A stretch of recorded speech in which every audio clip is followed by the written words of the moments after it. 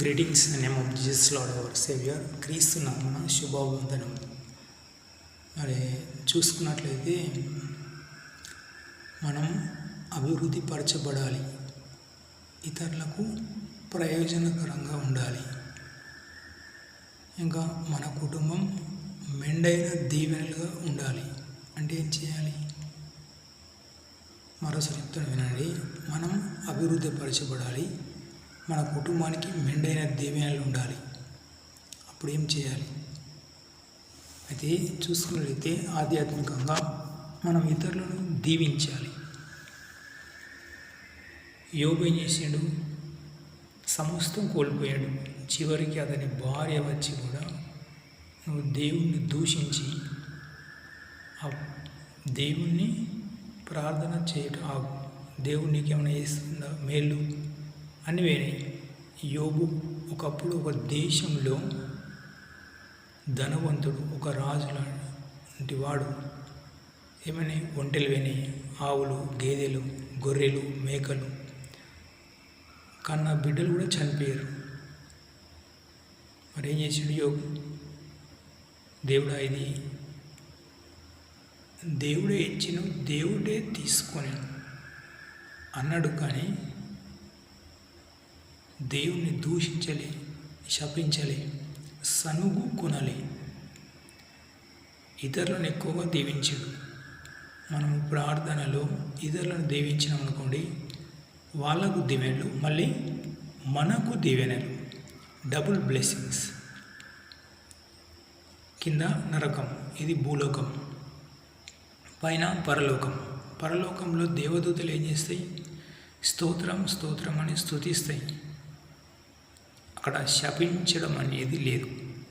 ఈ భూలోకంలో కొంతమంది దీవిస్తారు, కొంతమంది స్తుతిస్తారు. కింద నరకం, అక్కడైతే శపించడం అవన్నీ ఉంటాయి. కాబట్టి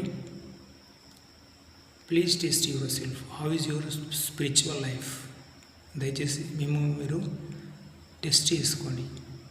మీరు ఎలా ఉన్నారు? మీరు దీవిస్తున్నారా, శపిస్తున్నారా? దీవిస్తేనేమో దీవెనలు, శపిస్తేనేమో శాపాలు. కాబట్టి ఈ క్రైస్తవ ఆత్మీయ జీవితమే కాదు, మీరు ఎలా ఉన్నా, మీరు ఏ మతస్థులైనా అందరినీ బ్లెస్ చేయాలి, అందరినీ దీవించాలి. శపించద్దు. శపిస్తేనే శాపాలు, దీవిస్తేనేమో దీవెనలు. చూడండి, క్రీస్తుకు ఇతర ప్రవక్తలకు తేడా ఉన్నది ఒకటి. క్రీస్తు ఏం చేసాడు?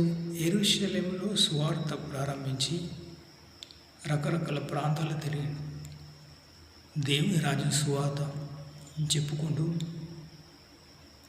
పొలంలో చల్లే విత్తనాలు, మనం మాట్లాడే మాటలు, కొద్దిగా వక్కలు కానీ తప్పలు కానీ పొలంలో చల్లినామనుకో, అవి మొలుస్తాయా? అవి మొలుస్తాయి, కానీ సరైన వేరు లేక, సరైన ఎదుగుదల లేక అది తొందరగా వాడిపోతుంది. సో నేను మీకేం చెప్తున్నానంటే, దయచేసి మీ ఇంటి దగ్గర కానీ, మీరు పనిచేసే స్థలంలో కానీ, ఎక్కడికి వెళ్ళినా, మీరు కూరగాయలకు వెళ్ళినా, సూపర్ మార్కెట్ వెళ్ళినా, ఎక్కడికి వెళ్ళినా కానీ దీవిస్తూ రండి. మీరు అట్లా ఒక 2-3 years చేసిరనుకోండి, ఆ తర్వాత మీకు మెండైన దీవెనలు ఉంటాయి. కాబట్టి అపోస్తలుల కార్యం 10వ అధ్యాయం 36వ వచనం చూడండి. యేసుక్రీస్తు అందరికీ ప్రభువు. క్రీస్తు వచ్చింది ఒక ఇశ్రాయేలు జనాంగం కోసమే కాదు, అన్య జనాంగం కూడా అంటుకట్టబడ్డ వాళ్ళే. ఒక సందర్భంలో కానాను స్త్రీ యేసయ్యను చూసి, యేసయ్యా నన్ను కనికరించు, యేసయ్యా నన్ను దీవించు, బల్ల మిగిలి పడే రొట్టె ముక్కలు కుక్క పిల్లలకు వేయడం యుక్తం కాదా అన్నప్పుడు అక్కడ కానాను స్త్రీని కూడా క్రీస్తు శ్రద్ధ చేసాడు. సో ఈ క్రైస్తవ ఆత్మ జీవితంలో కదా, మీరు ఎక్కడికి వెళ్ళినా, మీరు ఎలా ఉన్నా, మీరు ఏం చేయాలంటే ఇతరులను దీవించాలి. దీవించాలి కానీ శపించకూడదు. దీవిస్తేనే దీవెనలు, శపిస్తే శాపాలు.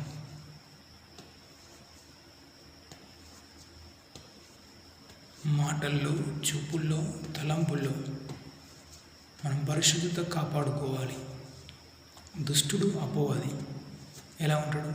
ఆదాము హవ్వలను ఏదైనా తోట నుంచి దేవునితో సంబంధాన్ని కట్ చేయడానికి అతడు ఏదో ఒక రూపంలో వస్తాడు. దుష్టుడు అపవాది.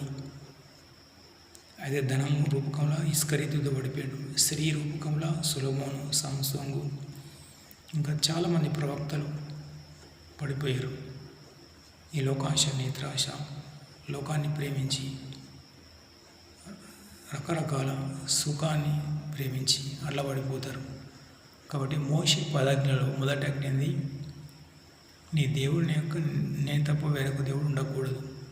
కాబట్టి మీరు పనిచేస్తున్నది ఏ పని కానీ మీ ఉద్యోగాన్ని అధికంగా ప్రేమించద్దు. క్రీస్తుమనుడు ఒకడు నాకంటే ఎక్కువగా తన తల్లిని కానీ తండ్రిని కానీ ప్రేమిస్తే అతడు నాకు పాత్రుడు కాదు అంటాడు. కాబట్టి మీరు ఏం చేస్తారంటే మోషే 10 ఆజ్ఞలలో మొదటి ఆజ్ఞ I'm the Lord the God, no other god before me. నేను తప్ప వేరొక దేవుడు ఉండకూడదు. కాబట్టి అధికంగా దేన్ని ప్రేమించకూడదు. ప్రేమిస్తే క్రీస్తువునుడు నాకు పాత్రుడు కాడు. ఒకడు తండ్రిని కానీ తల్లిని కానీ ప్రేమిస్తే. అబ్రహాం చూసిరా? అబ్రహాము నువ్వు ఉన్న ప్రాంతం వదిలిపెట్టి కానానుకు కాలినడకతో వెళ్ళు అని అంటే వెంటనే కాలినడకతో వేయడు. అప్పుడు ప్రార్థన చేయంగా 25 సంవత్సరాలకు ఇస్సాకు పుట్టిండు. ఇస్సాకు జన్మించిన తర్వాత ఇక ప్రార్థన ఉందా? లేదు. అతడు పెరిగి 6 నెలలు, సంవత్సరం అయిన తర్వాత అతనితో ఆడుకోవడం, ముద్దాడడం, ప్రార్థన ఆగిపోయింది. ప్రార్థన లేదు. ఇక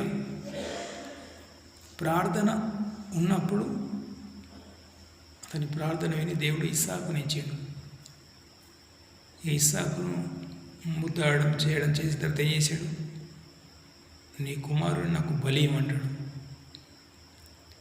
కాబట్టి మీరు ఎన్ని రాత్రులు, ఎన్ని పగళ్ళు, ఎన్నిసార్లు ఉపవాసాలు ఉండి ప్రార్థన చేసి మీరు ఏదైనా సంపాదించుకుంటారు. ఏదైనా ఉద్యోగమే కావచ్చు, ఏదైనా వ్యాపారమే కావచ్చు, మీకు ఏది కావాలన్నా, ఏదైనా 2 వీలరే, కారే కావచ్చు. కొత్తగా కొనుక్కున్నప్పుడు ఎలా ఉంటుంది? అది ఎలా ఉంది అని 2-3 సార్లు వేస్తారు. ఒక రోజుకు 2-3 సార్లు వేస్తారు. మీరు కొన్న గృహమే కావచ్చు, ల్యాండే కావచ్చు, ఏదే కానీ మనకు ప్రార్థన చేసిన తర్వాత,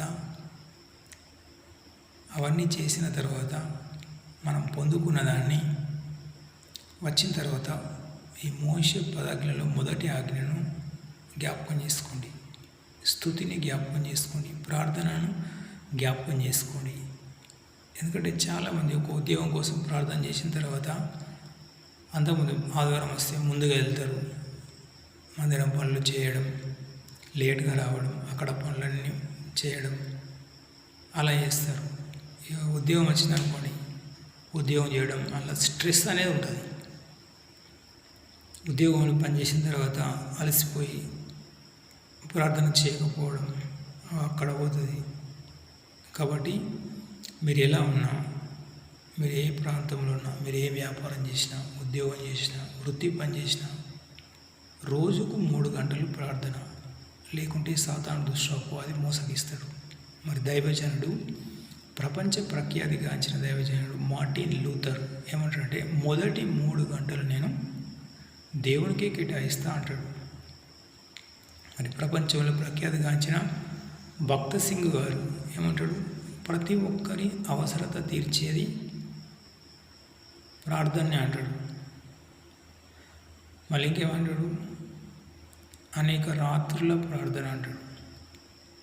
కాబట్టి ప్రార్థనకు ఎక్కువ కేటాయించండి. బిల్లీ గ్రహం అతడు సాధారణ కుటుంబంలో, కడుకూడు పేద కుటుంబంలో పుట్టి పెరిగి అతి చిన్న వయస్సులో బైబిల్ ట్రైనింగ్ చేసి అతడు ప్రపంచ ప్రఖ్యాతిగాంచిన దైవజనులు ఒక దైవజనుడు అవుతాడు. అతడు వస్తున్నట్టునే అమెరికా ప్రెసిడెంట్, అమెరికాలో ఉన్న 50 రాష్ట్రాల చీఫ్ మినిస్టర్స్, గవర్నర్స్, విప్పులు కుర్చీల నుంచి లేస్తారు. మరి అంతకుముందు అతడు పేదవాడు. మరి అతన్ని what is your secret of success అని జర్నలిస్టులు అడిగినప్పుడు అతడు ఏం చెప్తాడు?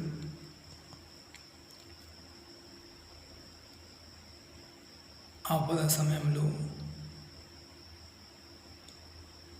సుఖంగా ఉన్నప్పుడు, మనం విజయం పొందుకున్నప్పుడు, కష్టకాలంలో కూడా 3 కారణాలు చెప్తాడు. బిల్లీ గ్రాహం ఇచ్చిన ప్రపంచానికి మెసేజ్ 3 కారణాలు. 1 ప్రార్థన, 2 ప్రార్థన, 3 ప్రార్థన. కాబట్టి ప్రార్థన అనేది వెన్నుముక లాంటిది. Why created Adam and Eve? దేవుడు ఆదాము హవ్వను ఎందుకు తయారు చేసుకున్నాడు? దేవుణ్ణి స్తుతించడానికి. వాళ్ళని తయారు చేసింది వాళ్ళను దేవుణ్ణి స్తుతించడానికి.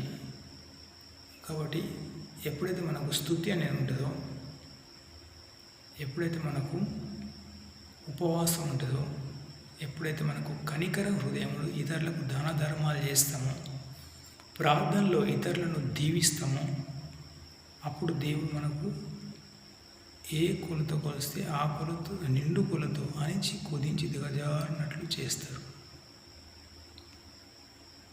కాబట్టి నేను మీకేం చెప్తున్నానంటే, మీరు ఎలా ఉన్నా, మీరు ఎక్కడ ఉన్నా, ఉపవాసం, ప్రార్థన, కన్నీరు, దానియేలు లాంటి ప్రార్థన, దావీదు లాంటి ప్రార్థన, దానియేలు దినమునకు 3 మారు ప్రార్థన, దావీదు మహారాజు దినమునకు 7 మార్ల ప్రార్థన. కాబట్టి క్రైస్తవాత్మ జీవితంలో మనం ఫలించాలంటే, ముందుకెళ్ళాలంటే మనం ఎక్కువగా దీవించాలి, శపించకూడదు. ఓకే, ఫలించండి, ముందుకెళ్ళండి. God bless you. Have a nice day. Praise the Lord. మరి మా కోసం, నా కుటుంబ క్షేమం కోసం కూడా మీ వ్యక్తిగత ప్రార్థనలో, మీ ప్రార్థన టీంలో, మీ ప్రేయర్ సెంటర్లో జ్ఞాపకం చేసుకోండి. ఎందుకంటే అపోస్తలుడైన పౌలు చూసిరా, యేసుప్రభు 12 మంది శిష్యులే కానీ, పరిశుద్ధ గ్రంథంలో ఉన్న ప్రవక్తలే కానీ, సృష్టి ప్రారంభం నుంచి ఇప్పటివరకున్న దైవజనులు, పరిచారకులు, వీళ్ళంతా వాళ్ళ ఆత్మను రక్షించుకున్నారు, కానీ వాళ్ళ కుటుంబాన్ని రక్షించుకోలేకపోయారు. ఎందుకంటే శోధన. పేతురు చూసిర్రా, ఒక ప్రసంగంలో 3000 మందిని రక్షిస్తాడు. కానీ కొత్త నిబంధన గ్రంథంలో చూస్తే పేతురు అత్త జ్వరం విడిచెను. యేసయ్య చేతి పట్టుకుంటే, యేసయ్య పరిచయం చేస్తూ మా అత్తకు జ్వరం వచ్చి తను తీసుకెళ్తే, యేసయ్య ఆమెను చేతి పట్టుకొని జ్వరం విడిచెను. పేతురు అత్త ఉంది, కానీ పేతురు అత్త పేరు జీవ గ్రంథంలో లేదు. కాబట్టి దయచేసి నా కుటుంబ క్షేమం కోసం ప్రేయర్లో జ్ఞాపకం చేసుకోండి. మా నాన్నగారి పేరు రాజం, లెగ్ పెయిన్స్ ఉన్నాయి. తమ్ముని పేరు మోహన్, వాళ్ళ సతీమణి జమున, భార్య భర్తలు వేరుగా ఉన్నారు. ఐక్యత కోసం కూతురు శివాని మంచి బుద్ధి జ్ఞానం కోసం స్టడీలో ఉంది. గుగ్గిల తిరుపతి, లక్ష్మి, మల్లేశం, దేవక్క, గొడుగు ప్రమిళ, వీళ్ళందరిని దీవిస్తే మీకు దీవెనలు. గుగ్గిల భార్గవ్, మల్లవ, గంగు, లత, వీళ్ళందరిని దీవించండి. ఎందుకంటే యోబు ఏం చేశాడు? అధికంగా ఇతరులను దీవించాడు. తన కుటుంబ క్షేమం కోసం తక్కువ వేసుకున్నాడు, ఇతరులను ఎక్కువ బ్లెస్ చేశాడు. కాబట్టి అతనికి మెండైన దీవెనలు వచ్చినాయి. ఓకే, ఫలించండి, ముందుకెళ్ళండి. God bless you. Have a nice day. Praise the lord.